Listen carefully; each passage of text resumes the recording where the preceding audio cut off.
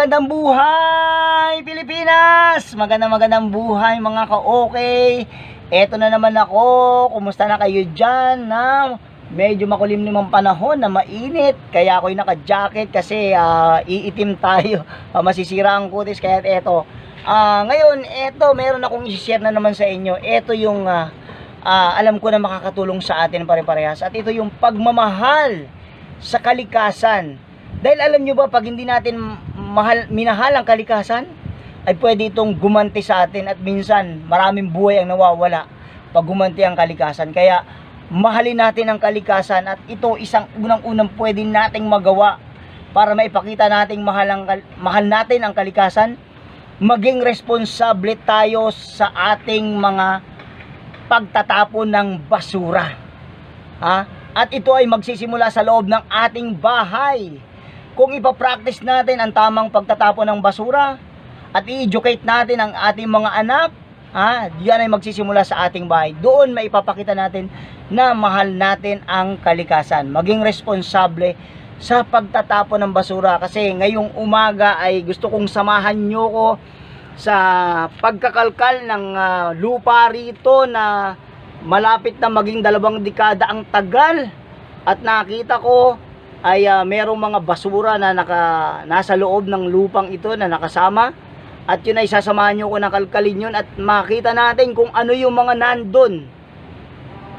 Na talagang tinapon na lang ng kung sino-sino mga tao na walang disiplina sa pagtatapon ng basura. Kaya yun ang isang gagawin natin ngayon. Kaya ayan, samahan nyo ko sa pagkakalkal ng basura at madiscover natin kung ano yung mga pwede nating, papaano na tayo magiging responsable sa pagtatapon ng mga basura. Ayan, samahan nyo ko. So, eto ngayon yung napakarami ng iba't ibang basura nakita ko rito sa sa mga nakasama sa lupa. Yung mga plastic cups.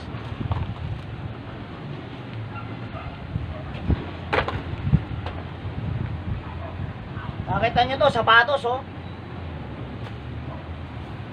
mga plastic. May kahoy. PVC pipe, ito PVC. Merong bakal. Ito bakal Mga plastic, sandbag mga plastic bag na sandbag.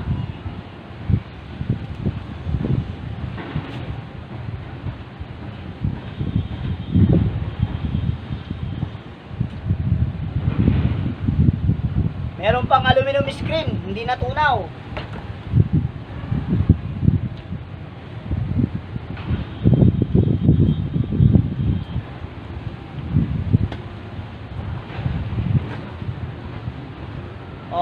Ang container ng baby oil na maliit.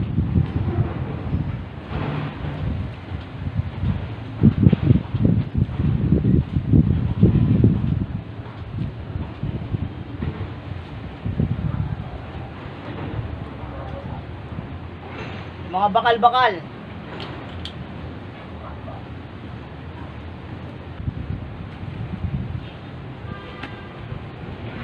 Straw.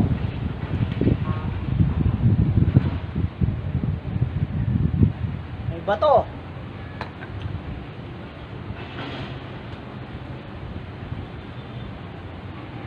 Napakaraming maliliit na plastic. Plastic cups.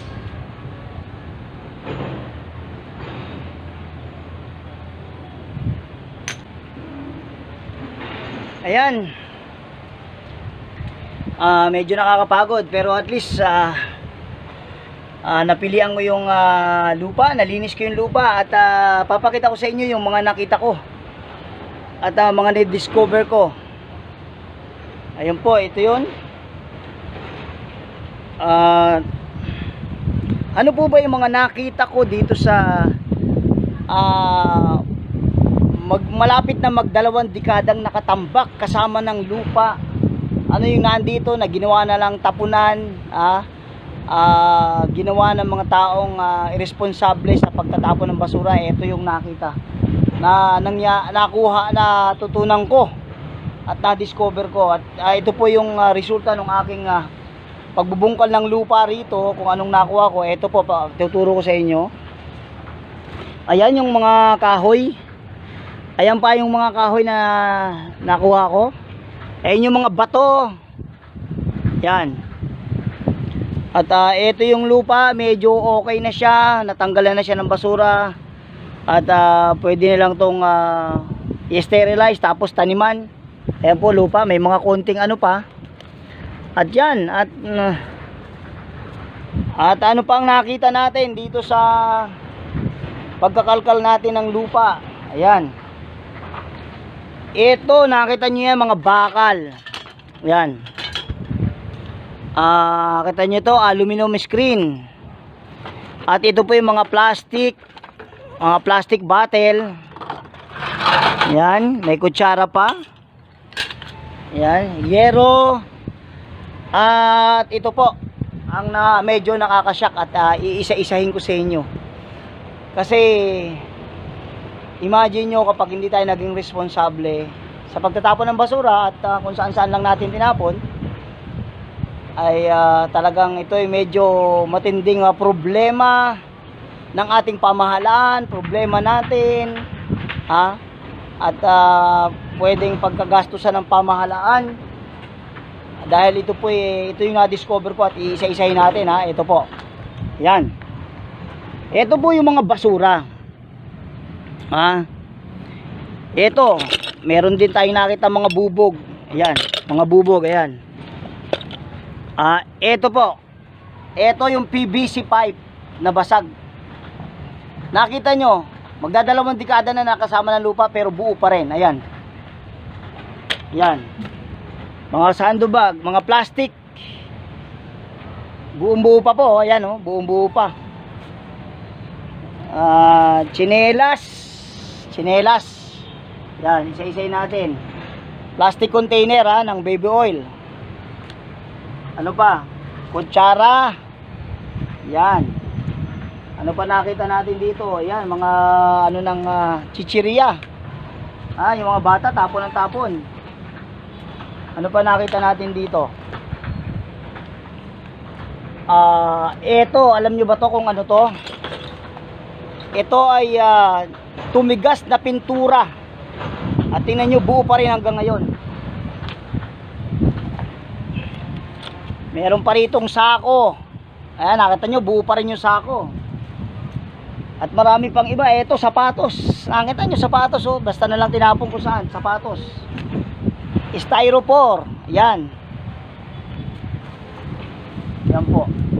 So ito, talagang mga patapon na to. Patapon na talaga itong mga basura na to kasi talagang wala na. Ito po, ang tagal-tagal na nakabaon sa lupa ay buo pa rin. At imagine natin kung hindi tayo magiging responsable sa pagtatapon ng basura, kung saan-saan at maaring ang mga ganitong basura na hindi nabubulok at ang tagal-tagal matunaw ay papasok sa mga drainage. Ano po mangyayari? Baha. At magiging problema natin yan. Yung pagbaha. At gagastusan ng gobyerno yan. Ang hirap-hirap niyang kunin. Hindi yan nabubulok. At yan yung magiging dahilan ng pagbara ng mga drainage. At napakalaking problema po yan. Problema ng pamahalaan, problema din natin dahil nahihirapan tayo sa baba. Nagiging dahilan ng pagkalat ng sakit kagaya ng leptospirosis. Di ba? Dahil sa ihi ng daga sa baha. Ayan. So, ang dami po. Ayan. Meron tayong iba't ibang nakita ng mga basura dito na pwede nating i-apply yung di ba sa waste management meron tayong mga R. Ano ba yung mga R na yon? Yung refuse. Refuse? Ano ba ang ibig sabihin ng refuse? Yung isang unang R na kailangan natin talagang tumanggi hanggat maaari tumanggi tayo sa paggamit ng mga lalo na ng mga plastics. Refuse to make, kagaya nun, halimbawa pag bibili ka ng kape sa vendo machine, imbis na kumuha ka ng cups doon at doon mo ilagay, magdala ka ng mug mo. Yun ang isang mga pamamaraan para talagang tumanggi tayo hanggat maaari na gumamit ng mga plastic at ng mga bagay na hindi nabubulok, lalo na yung mga yan. So kailangan refuse po. Talagang isa yun sa R. At ngayon, kung hindi naman natin maiiwasan yung ano, yung refuse, talagang kailangan natin gumamit, ha? Ayun, isa pa yung sa refuse din, na kailangan hangga't maaari gumamit tayo ng mga paper bag, di ba? Ayun, at wag yun ang isang para maano natin na talagang tayo ay hangga't maaari ay tumatanggi na gumamit ng mga basura, ng mga, lalo na yung mga plastics. At pangalawa po yung yung reduce. Yung pangalawang R, yung reduce ay kailangan nating i-less, o kung hindi natin makatanggi na gumamit ng mga plastic, lalo na ng mga hindi nabubulok na bagay, ay sikapin nating i-reduce o bawasan o i-less ang paggamit ng iba't ibang plastic, di ba? Kagaya nung iwasan natin bumili nung mga nakasachet na nakalagay sa plastic. Napakarami nang ipoproduce ng mga plastic na patapunan nun, ng mga bagay na yon. Kaya talagang sikapin natin na tumulong tayo para ma-reduce. Ayun po ang isang magagawa natin, ma-reduce natin yung dami ng mga basura. Ayun. At yun ay magagawa natin bilang mga individual, na talagang ma-less yung pagdami ng mga basura, lalo na yung mga plastic na hindi nabubulok. At ano pang ano pang R ang pwede nating gawin? Ito po yung mga bakal. Ayan, nakikita niyo yung mga bakal. Ayan, ito yung mga bakal. Ito yung mga plastic, yero. Ayan. Yan po, yung mga bakal, plastic, yero, kasama na yung mga papel at saka yung mga karton, ay doon sa pangatlong R, at yun yung recycle, na pwede natin yang mapagkakitaan, pwede nating ibenta sa mga junk shop para dalhin sa mga recycling center para gawin uli na materyales para sa plastic, bakal at iba-iba pa. Yun po yung isang R. At yung pang-apat na R ay yung reuse. Reuse. Ano po ba ang ibig sabihin ng reuse? Dito ay wala rito, hiniwalay ko na yung mga nakuha ko na bagay dito at papakita ko sa inyo mamaya. Yung reuse, yun yung paggamit ng bibigyan ko ng isang halimbawa, yung mineral bottle, di ba? Pwede mong i-recycle yon, or pwede mo ring gawing paso o taniman ng halaman, di ba? Ayun po, yun ang ating pwedeng gawin. At ano pang bali apat na R yun, di ba? Refuse, reuse, recycle, and reduce. Apat. At ito po, may nakita ko mga kahoy dito. Yan. Yan, ano bang pwede natin gawin dyan? Pwede natin yang gawing panggatong. Pwede yang gawing uling. At dito po sa Tondo ay kung mapapansin nyo, merong mga umiikot-ikot, nangunguha ng kahoy. Yun po ay ginagawang uling o panggatong. Kaya yun po ang isang pwede nating gawin sa mga kahoy na nakukuha natin, na dapat ay hiwalay. Ayun. So ayun po. At yun po yung ano pa, pwede ring repair, di ba? Para ma-reduce natin yung dami ng paggamit ng ng mga bagay-bagay, pwede nating mag-repair. Ayun po, repair. Importante yon para mabuwasan pati tayo ng gastos. Ayun, ano pa? At yung isa po na R, yung pang-anim, ito yung recover. At ang isang halimbawa ko sa inyo, dito ay yung kagaya niyan, yung mga kahoy, pwede nating i-recover yan bilang gawin nating panggatong. Ayun. At yung mantika, alam nyo, ito experience ko sa bahay namin. Kasi tapon lang ng tapon ng mantika kung saan saan. At yun ay natutunan ko, nagbara. Pag sundot namin, sangkatutak na sebo ang nakita namin doon sa aming tubo palabas. Anong pagsundot namin, sangkaterbang sebo. Yun ay dahil sa pagtatapo ng mantika sa lababo.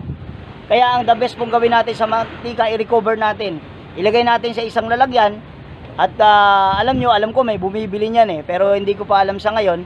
Pero alam nyo, may pwedeng gawin dyan. Salain nyo ng salain yung mantika at pwede nyo gawing ilaw, lampara. Kasi meron niyang ginagawang gatong sa lampara, yung mantika na yan.